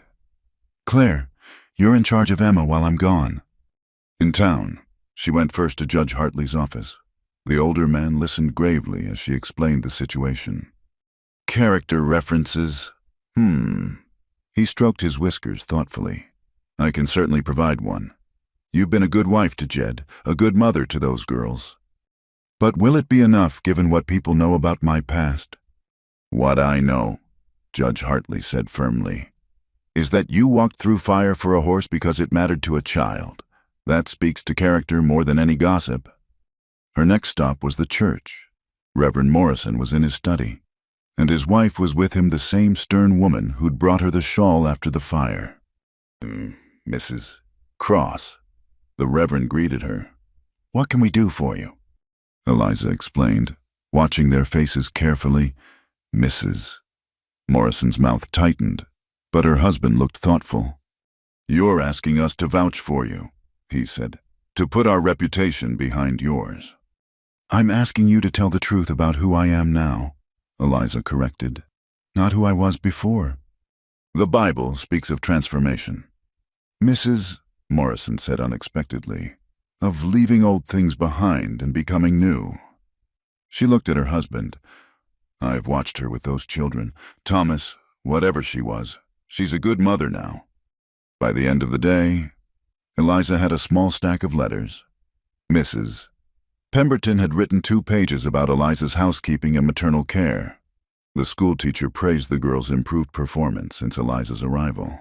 Even the taciturn blacksmith had scrawled a note about her courage during the fire. But it was the last stop that surprised her most. As she passed the saloon, the keeper called out to her. Mrs. Cross heard you might need this. He handed her an envelope. That fellow Whitlow left some papers behind when he skipped town. Thought the law might like to see them. Inside were receipts and records that painted Charles Whitlow as a swindler.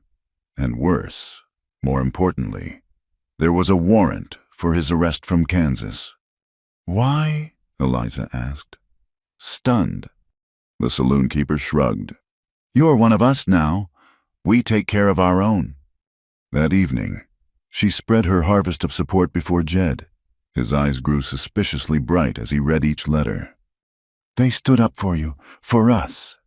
They stood up for what's right, Eliza corrected.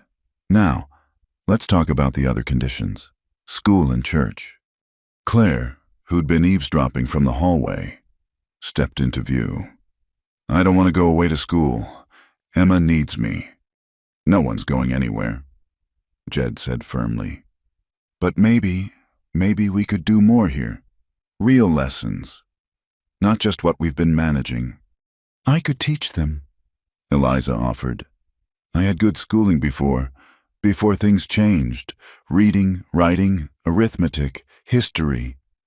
And I could build a proper schoolroom, Jed added, warming to the idea. Convert part of the barn loft, make it official-like. What about church? Claire asked. We haven't been regular since Mama. Then we start, Eliza said simply, this Sunday, all of us together. That Sunday, the Cross family entered the church for the first time as a complete unit. Heads turned, whispers followed, but also nods of approval.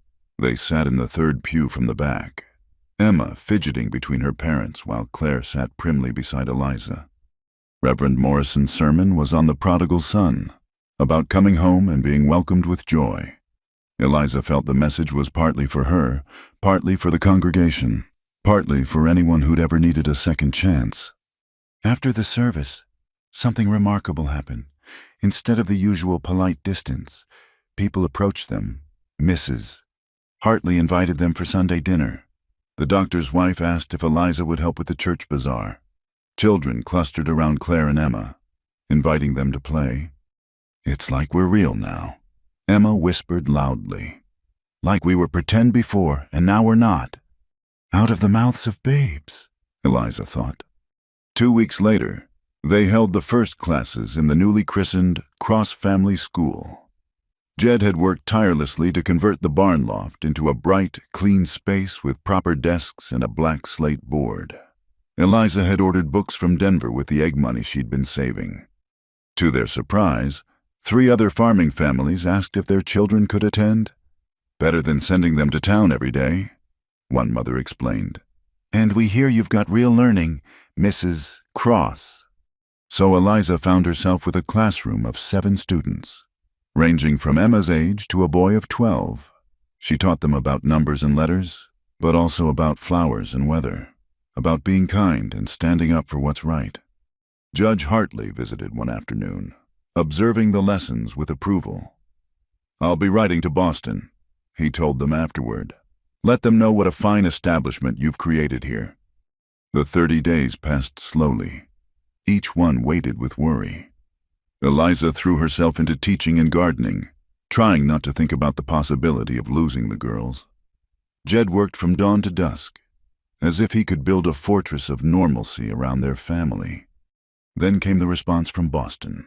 Not a lawyer this time, but a letter in shaky handwriting. My dear son-in-law, it began. Jed read it aloud, his voice uncertain. I have received numerous letters regarding my grandchildren's situation. Judge Hartley, whom I knew in our youth, speaks highly of your wife's character and the home you've built. The documentation provided satisfies my concerns about the children's welfare and education. I am an old man, Jedediah, and I have been a fool. Pride kept me from my daughter in life. I will not let it keep me from her children now. If you would permit it, I would like to correspond with Claire and Emma, to know them through letters, if not in person. I withdraw any claim to custody. It's clear they are where they belong. My Sarah would be glad to know they have a mother's love again. With regret for the distress I've caused, Cornelius Hartford.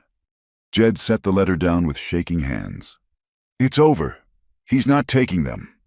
Claire and Emma, who'd been listening from the doorway, flew into the room.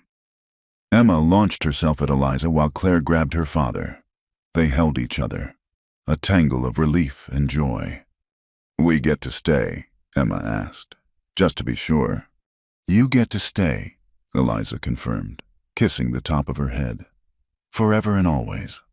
Should we write back to grandfather? Claire asked. He sounds sad.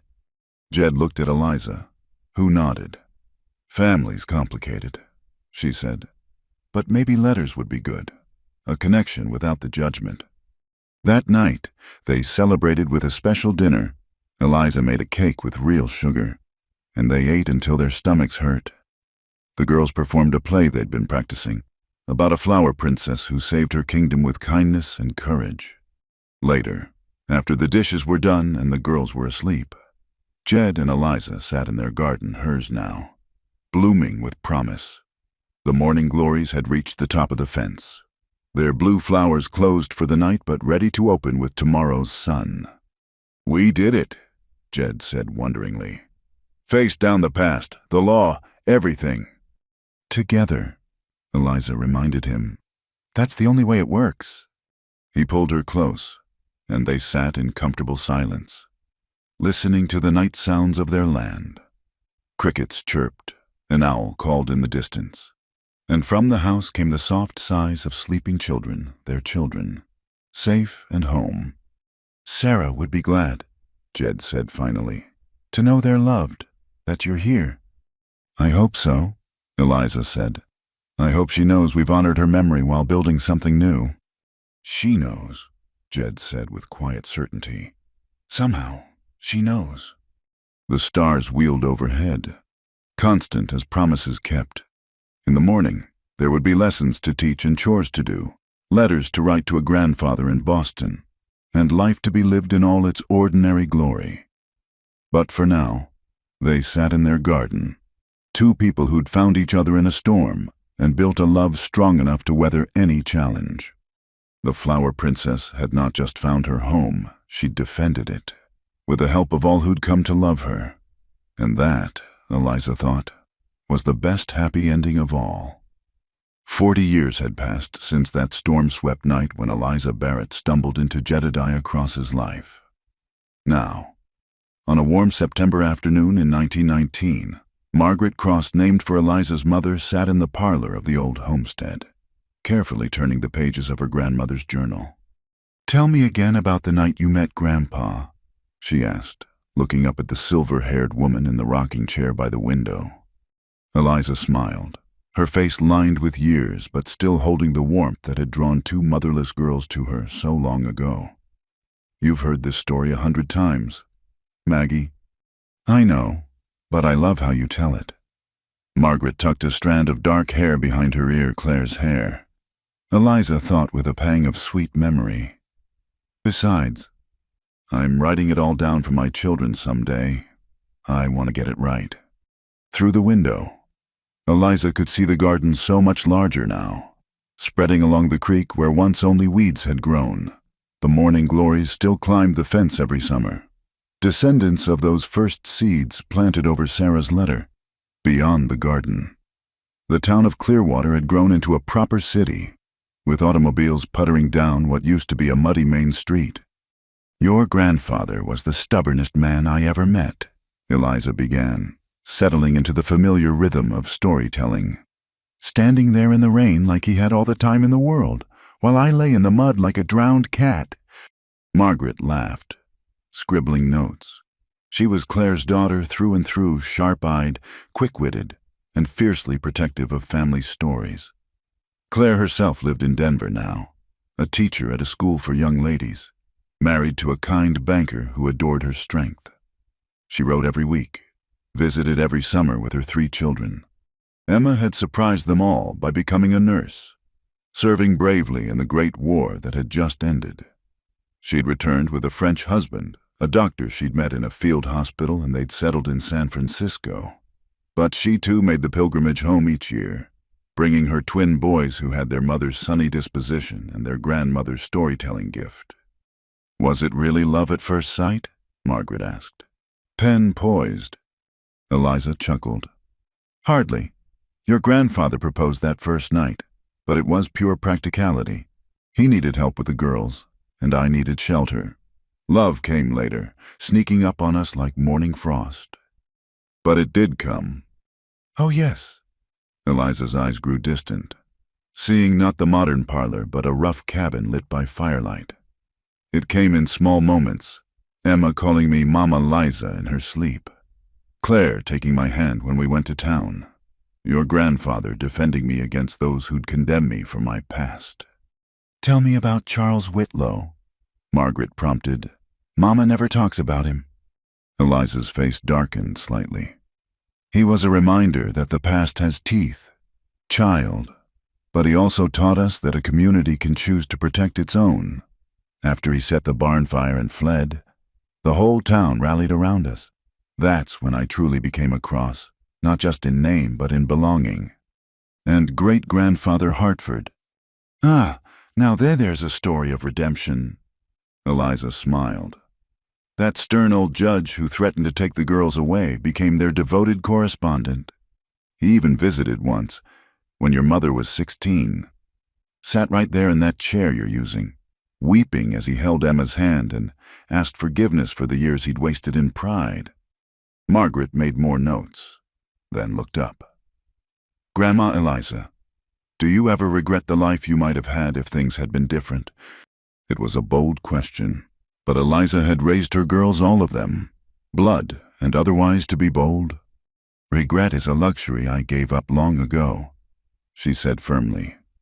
Every hard step led me here, to your grandfather, to Claire and Emma, to the children and grandchildren who've blessed our lives, to the school that educated half the county's children over the years, to this garden where beauty grows from sorrow. She leaned forward. Margaret, dear one, life rarely goes as planned. The gift is in making something good from whatever comes. An automobile horn sounded outside, and Margaret jumped up.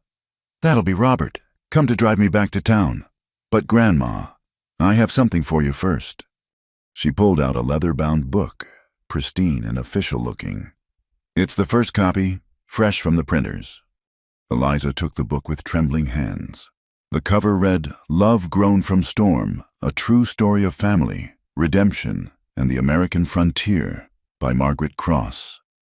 I changed some names, Margaret said quickly, to protect privacy, but the heart of it is true. Your story, Grandpa's story, Claire and Emma's. How a fallen woman and a grieving widower built something beautiful from broken pieces. Tears slipped down Eliza's weathered cheeks. Child, I don't know what to say. Say you're proud. Say I did justice to the truth. Margaret knelt by her chair. Say that people will read this and know that love isn't always pretty or perfect, but it's always worth fighting for. All of that, Eliza whispered. All of that and more. Robert's horn sounded again, more insistent. Margaret kissed her grandmother's cheek and gathered her things. I'll be back Sunday for dinner. Uncle James is bringing his new bride, and Aunt Catherine promised to make her famous apple pie. James and Catherine Eliza and Jed's own children, born after the dust had settled and their love had deep roots. Proof that life could surprise you with gifts you never dared dream of. After Margaret left, Eliza sat quietly with the book in her lap. Jed would have been so proud. He'd passed 5 years ago, peacefully in his sleep after a life fully lived. She missed him every day but felt his presence in the land he'd worked, the family he'd protected, the love he'd shown her when the rest of the world saw only shame. She opened the book to the dedication page and gasped softly. For Eliza Barrett Cross, who taught us that the Flower Princess was brave all along, and for all the women who've walked through storms to find their kingdoms, may they know they are worthy of love. Always. The sun was setting now, painting the sky in shades of rose and gold. Somewhere in the garden, a late cricket chirped. From the kitchen came the sounds of her daughter-in-law preparing dinner, humming one of the old hymns Eliza had taught her children. She turned to the first chapter, adjusting her spectacles. The storm came without warning, as most terrible things do in Wyoming territory. The words were Margaret's, but the story, the story was all of theirs. A testament to the truth that love could grow anywhere, even in the rockiest soil, if tended with courage and faith. As darkness gathered outside, Eliza read by lamplight, reliving those long-ago days when she'd been young and desperate and sure her life was over. How wrong she'd been. It had only just been beginning. When her daughter-in-law called her for dinner, Eliza closed the book gently and rose from her chair. Her bones creaked. 70 years of living had left their mark, but she moved with purpose toward the warm kitchen, toward family, toward the life she'd built from nothing but need and hope. Behind her, on the table by her chair, lay other treasures. Claire's letters tied with ribbon, Emma's photographs from France, pressed flowers from 40 years of gardens, and a faded daguerreotype of a serious young man with storm-gray eyes who'd offered shelter to a stranger and received love in return. The morning glories would bloom again come spring, as they had every year since that first planting. New children would run through the gardens, bearing names and faces that echoed those who'd come before. The story would be told and retold, each generation adding their own chapters to the tale of how love conquered shame, how families were built from fragments, how even the most wounded hearts could learn to trust again. And somewhere in whatever comes after this life, Eliza liked to think that Sarah Cross smiled down on them all, knowing her daughters had been loved by two mothers. Her husband had found joy after sorrow, and her legacy lived on not in sadness but in the abundant life that bloomed from the soil of her sacrifice. The flower princess had indeed found her happily ever after, not in a castle of petals, but in a weathered homestead by a creek, surrounded by the family she'd never dared dream she deserved. Thank you so much for listening to this story. I'm curious to know where in the world you're listening from. Please share in the comments below so we can connect and discuss your thoughts about Eliza and Jed's journey. If this tale touched your heart, please subscribe to Wild West Night, give this video a like, and hit that hype button to help more people discover these stories of love, redemption, and the untamed American frontier. Your support means the world and helps keep these tales alive for everyone who needs to hear that second chances are possible and love can bloom even in the hardest ground.